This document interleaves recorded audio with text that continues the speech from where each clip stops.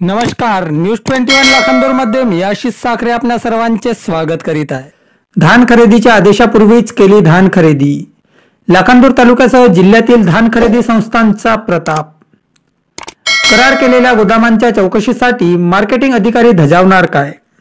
जिल्ह्यातील शेतकऱ्यांच्या धानाची मळणी झाली असली तरी दिवाळी लोटूनही जिल्हा मार्केटिंग विभागाने धान खरेदीचे सौजन्य दाखविले नाही। परिणामी शेतकरी आपले धान कवडीमोल दरात खाजगी व्यापाऱ्यांना विकण्यास बाध्य झाले होते आणि याच संधीचा फायदा केंद्र चालकांनी सुद्धा घेतला। दिवाळीनंतर आतापर्यंत जिल्ह्यातील 103 संस्थांना खरेदीची परवानगी मिळाली। जिल्हा मार्केटिंग विभागाकडून अर्ध्याहून अधिक धान खरेदी संस्थांना धान खरेदी करण्याचे आदेश निर्गमित झाले नसताना लाखांदूर तालुक्यासह जिल्ह्यातील खरेदीचे प्रस्ताव सादर केलेल्यांपैकी अनेक केंद्र चालकांनी जिल्हा मार्केटिंग विभागाच्या खरेदीच्या आदेशाला न जुमानता आदेशापूर्वीच संस्थेशी करार झालेल्या गोदामात स्वमर्जीने थेट प्लास्टिक व शासकीय कट्ट्यात धानाची खरेदी व साठवणूक केल्याची लाखांदूर तालुक्यासह संपूर्ण जिल्ह्यात ओरड आहे। सद्यस्थितीत सदर केंद्र चालकांना खरेदीचे आदेश मिळण्यास असले तरी इतकी खरेदी झाली आहे की अनेकांचे करार झालेले गोदाम अर्ध्याहून अधिक भरले आहेत। त्यामुळे आता या प्रकरणी कर्तव्यदक्ष जिल्हा मार्केटिंग अधिकारी चौकशी करून कारवाईसाठी धजावणार का याकडे सर्वांचे विशेष लक्ष लागले आहे।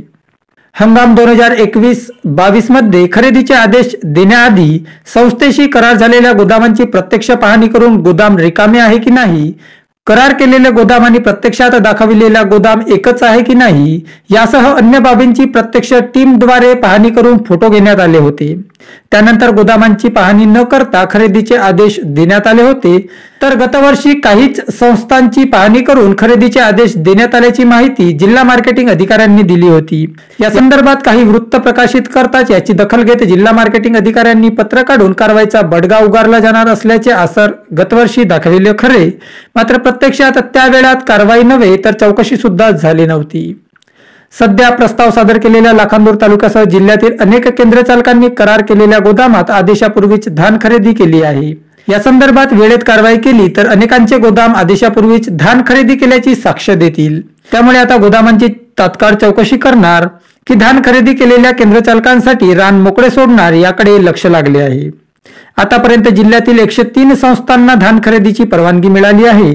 यात लाखांदूर तालुक्यातील 20, लाखनी तालुक्यातील 15, पवनी तालुक्यातील 21, साकोली तालुक्यातील 11, तुमसर तालुक्यातील 15, मोहाडी तालुक्यातील 10 आणि भंडारा तालुक्यातील 11 अशा जिल्ह्यातील एकूण 103 संस्थांना वृत्त लिहाच्या दिवशीपर्यंत धान खरेदीची परवानगी मिळाली आहे।